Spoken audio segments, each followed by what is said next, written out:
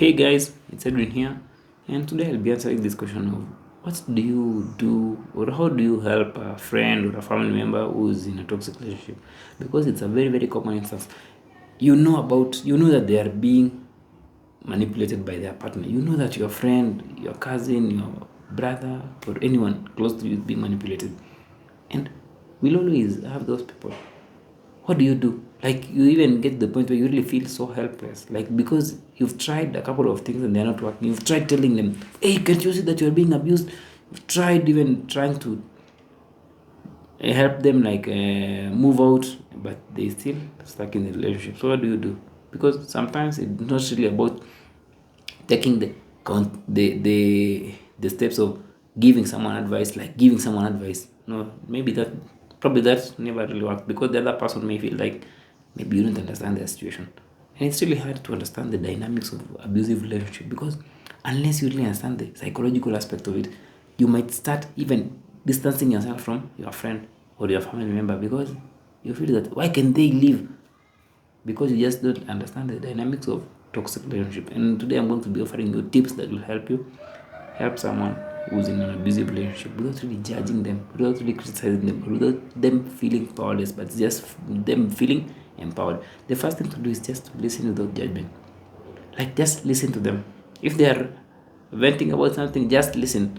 Don't judge, don't tell them like, yes, you know all those things, but why can't you just leave? Just listen, because listening is just so therapeutic and so powerful, because they want to feel heard. Someone want to feel that there's this person I can talk to, and this person will not even judge me, will not even criticize you, because in the relationship they are already being judged and criticized by their partners. So if your friend or your a family member start now criticizing them, you are even like kind of abusing themselves in proxy, like you are continuing the abusive ways which the abusive partner is doing to your friend. So just listen to them without judgment. Don't criticize, don't say it, just listen. And at least that will offer them a space to release those emotional frustration, to release the frustration to they have towards their ex, and it will just offer them this voice, because the more someone speaks to you and then feels heard, there's this feeling of, hey, I still have a voice, and when the time comes, this person will be there for me. The second thing you can do is to validate the experiences. When they share with you that, hey, like, I'm feeling sad today, don't tell them like, why you're not supposed to be sad, like, oh, you're not supposed to just be happy. No, just tell them like something, hey, it's okay to be sad, and it's okay. Or just tell them like, hey, what can I do to help you process those feelings? Like, you're just really validating the experiences, and at the same time offering them an avenue. You're not like telling them, no, you're not supposed to feel bad because someone called you names. You're supposed to be persevere. No, that's invalidating. But just listening and validating the experiences. Like, hey, I understand what you're going through. Or I may not understand what you're going through, but I'm here for you. Just really validating the experiences. Like, hey, it's okay. And you'll get through this. Not really invalidating them or adding more salt to that wound. The third thing is to avoid criticizing. Yeah, I know you have good intention, you want to empower them, but at times you might be harsh with them and tell them, why can't you see that this person is abusing you? Why are you doing what are you doing here? And I'm here for you, and you can also come and stay with me. Like, you might think that that will work, but sometimes, in fact most times, that never really works, because that person doesn't want to be criticized, because they are already being criticized in the relationship. So when you criticize them as a family member, they will still feel that everyone is out there to criticize me. So don't criticize them for their actions, don't criticize them for what they are doing, but just listen to them. As I've said, just listen to them.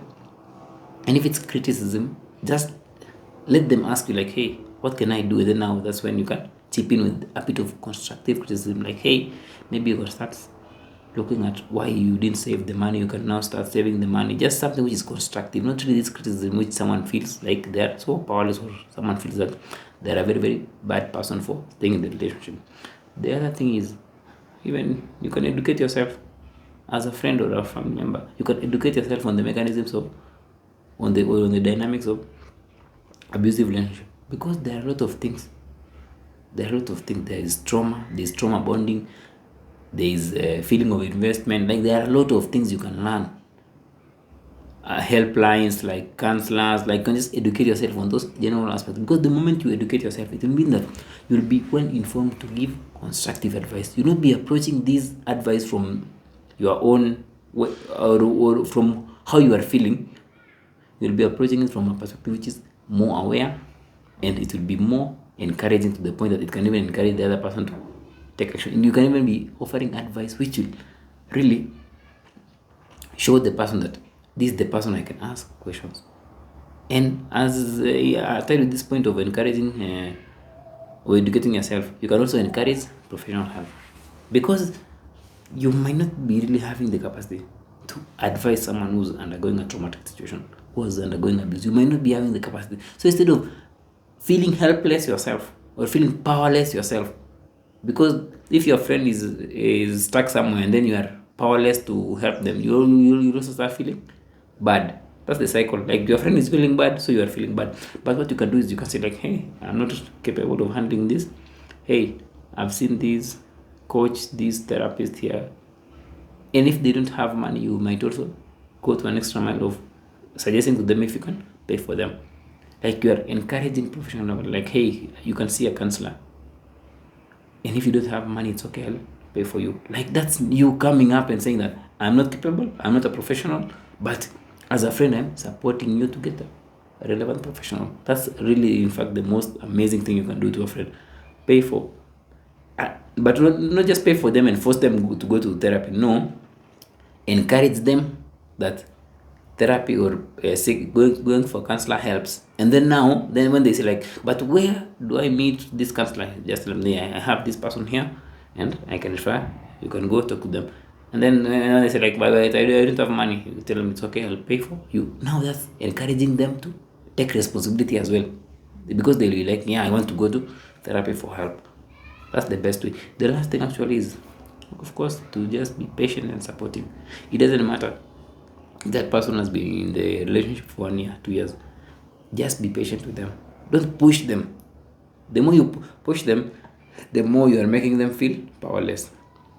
Unless you are doing it constructively. So don't really push them. Like, why can't you leave now? Why can't you leave now? No, just be always open. Just tell them. When the day comes, when you are ready, tell me. Just leave your door open for them to jump in. Don't close the door and say like, and start now isolating them. Like isolating them because you are like, I've told them to leave and they're not leaving, they're not listening to me. No, as a friend, you're supposed to listen to someone. Not at the expense of yourself, of course, but listen to someone and always be present and be patient with them and be always ready to support. Even if at times they shut you down, they might at times, of course, isolate, they might even push you away because they feel that you are too close and you want to ruin the relationship. But someone who's in an abusive relationship doesn't push you consciously. They push you because they are being manipulated. So don't now start isolating yourself from someone who's in an abusive relationship. Just tell them, hey, I understand, but I'll always be there for you anytime you can call me. So if they leave the relationship, say 5 years after you, and if you've not been talking to them, you, let's say, cut ties, and they call you for support, don't say, I told you the other time, and you even blocked me. No, I understand that they blocked you because they're being manipulated and they're traumatized. So anytime they come knocking, like just tell them, hey, I understand. It doesn't matter if you call me those names, because at times they might also tend to, someone who's being abused may at times tend to abuse you unconsciously. They might call you names.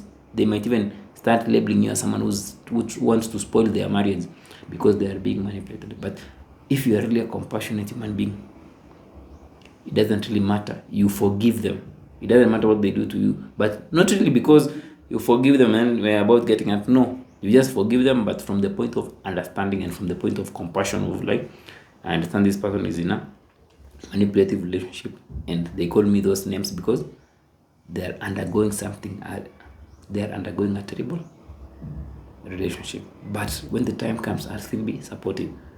Of course, while maintaining about your boundaries, not really like just letting them walk over you. No, that's what you can do. So, hope you found that informative, guys. So, don't criticize them, don't be judgmental, don't push them so hard, don't isolate yourself from them. Just be there and be ready to help them, because now that's the meaning of being a compassionate human being. Hope you found that informative, guys. And as always, take care of those friends, but not at the expense of yourself. Until next time, have a wonderful day.